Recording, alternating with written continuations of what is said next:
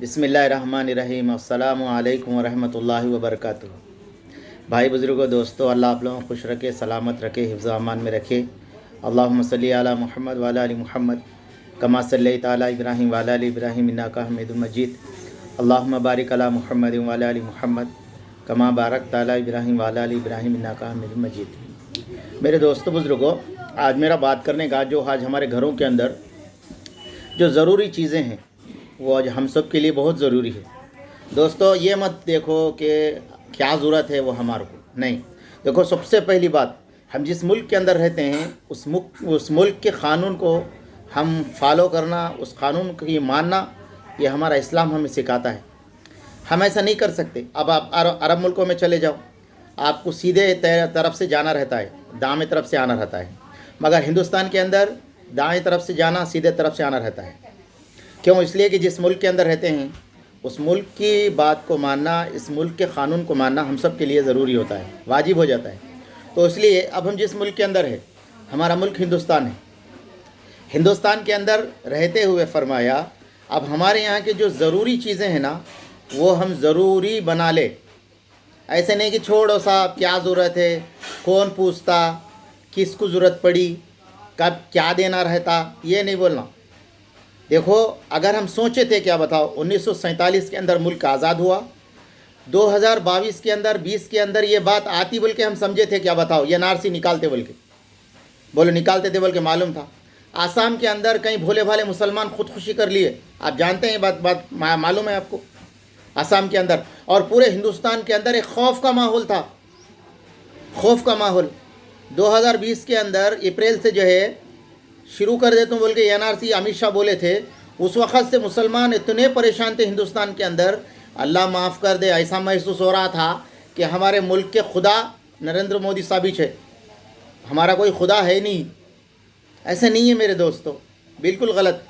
इसलिए फरमाया कि उस वक़्त जो बातें आई थी कि भाई तुम्हारे शनाख्ती कार्ड चाहिए, तुम इस मुल्क के अंदर पैदा हुए, डेट ऑफ बर्थ चाहिए बोल के जब बात आई थी, और 1960 का या 70 का माँ बाप का जो है ना पैदाइशी कार्ड चाहिए, ये बातें आई थी।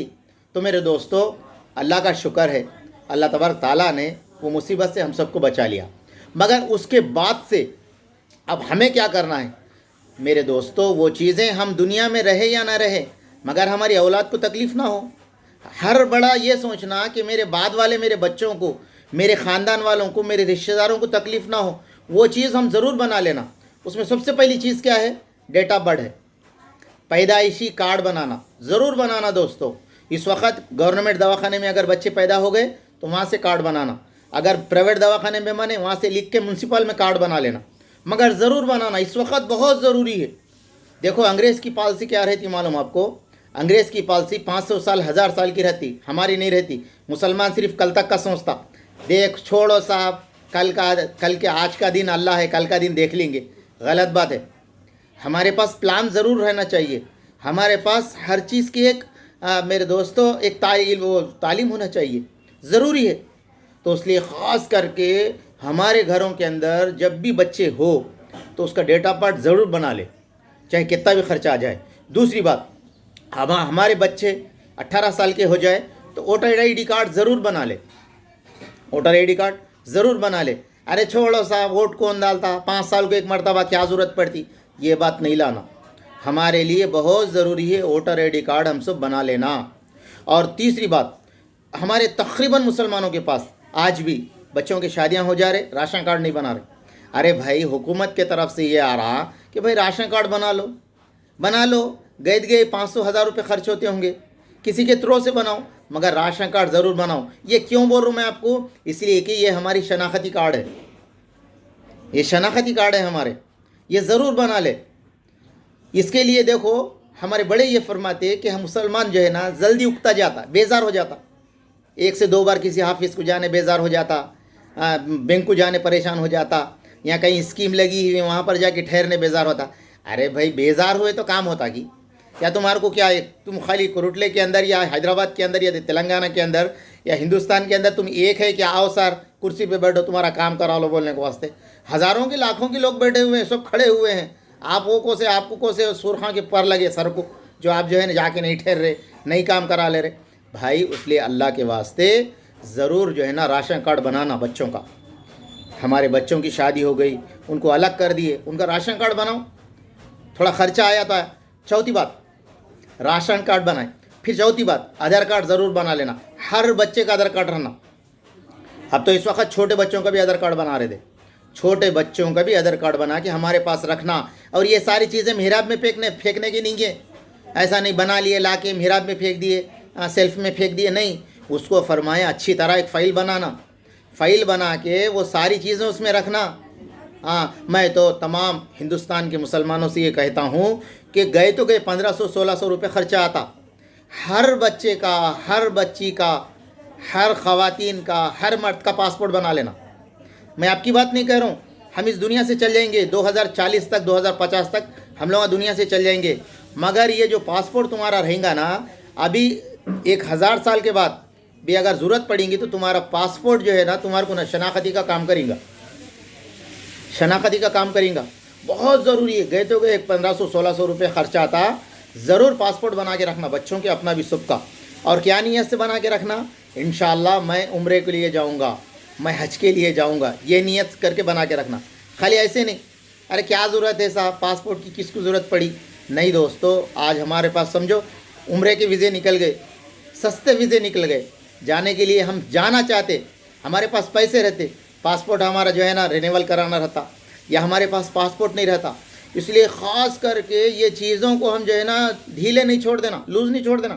اس کے لیے کتنی بھی تکلیف ہو, گھر کا ایک فرد, ہمارا گھر کا ایک فرد جو ہے دوستو, اس کو فالو کر کے اس کو کرنے کی کوشش کرنا. اور جو چوتھی بات میں آپ آخری جو بات میں اتنی باتیں جو آپ کو بولا نا, اس کی وجہ یہ ہے کہ میں ووٹ کے اوپر آنا چاہتا ہوں, ووٹ کے لیے آنا چاہتا ہوں. ووٹ 5 سال میں ایک مرتبہ ڈالتے, ووٹ ضرور ڈالنا, ووٹ ضرور ڈالنا. ووٹ ڈالیں گے تو اب کیا ہوئیں گا, اس لیے کہ دوستو آپ ووٹ ڈالیں گے تو آپ کی پہچان بنے گی. آپ کا ایک ووٹ کسی کو جو ہے نا جیت اور ہار کا ذریعہ بنے گا. ایک ووٹ دیکھو آپ ہندوستان کے اندر تقریباً الیکشن ہوئے جس کے اندر ایک ووٹ کمی کی وجہ سے ہار گیا آدمی, کینڈیڈیٹ ہار گیا. انہیں اچھا تھا ہوں گا, انہیں کچھ قوم کی خدمت کرتا تھا ہوں گا, یا آپ کے بارے میں بھلا سوچتا تھا ہوں گا, مگر آج آپ کا ایک ووٹ نہیں گرا. آج بھی ہندوستان کے سروے کے اندر یہ بات معلوم کی گئی, کئی کروڑ لوگ جو ہے نا ووٹ نہیں ڈالتے. پورے ہندوستان کے اندر بات بتا رہا ہوں میں, پورے ہندوستان کی کئی کروڑ آدمی ووٹ نہیں ڈالتے. حالانکہ دوستو ووٹ ضرور ڈالنا چاہیے. ووٹ ایک بہترین ہتھیار ہے. ہمارا جمہوریت ملک ہے, اس ملک کے اندر ووٹ ہمارا بہت بڑا ہتھیار ہے. اس ہتھیار کو استعمال کریں, ورنہ دوستو کہیں ایسا نہ ہو, میری زبان سے میں بولنا نہیں چاہتا, کہیں ایسا نہ ہو. آج بول رہے دیکھو, آج ہم فجر کی نماز نہیں پڑھ رہے, نمازوں کی پابندی نہیں کر رہے. غیراں کیا بول رہے, مسلمان نماز ہی نہیں پڑھتے فجر کی, فجر میں اذان کہیں کو دینا, یہ بات آ رہی کہیں کو آ رہی. ہم لوگ اس پہ نہیں چل رہے, وہ روڈ پہ نہیں چلے تو کوئی بھی حملہ کا قبضہ کر لیتا, گھر بن لیتا. اسی طرح یہ ووٹ کی بات بھی آ رہی. اب بھی سمجھ جانا. ہم ووٹ ڈالیں گے, یہ جمہوری ملک ہے, اس کو مضبوط کرنا بولتا ہم ووٹ ڈالنا. ہر آدمی ووٹ ڈالنا, شادی ہو, بیمار ہو, کچھ بھی ہو, کرسی پہ بیٹھ کے ووٹ ڈالنا جا کے, مگر ووٹ ضرور ڈالنا انشاءاللہ. ووٹ کیا ہے, ووٹ کی شرعی حقیقت حیثیت کیا ہے, انشاءاللہ اس کے بارے میں آپ کو کل بتاؤں گا.